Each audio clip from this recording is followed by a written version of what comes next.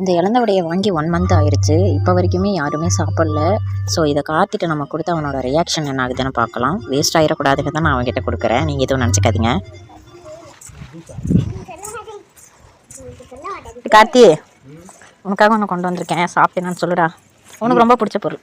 இப்போதாண்டி சோறு சாப்பிட்டேன். ஆட்டின சுத்தமான உருட்டு கொஞ்சோண்டுடா. என்ன பாரு, கொஞ்சோண்டு.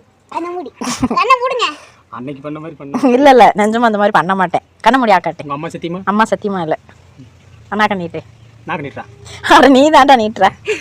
உனக்கு பிடிச்ச பொருள். இல்லை ஏழை இப்படி பண்றியா? கிறுக்கு மெண்டல் பயிலா. எருமை அது என்னது? புளிய உப்புமா? இல்ல, காத குறைச்சுதான்.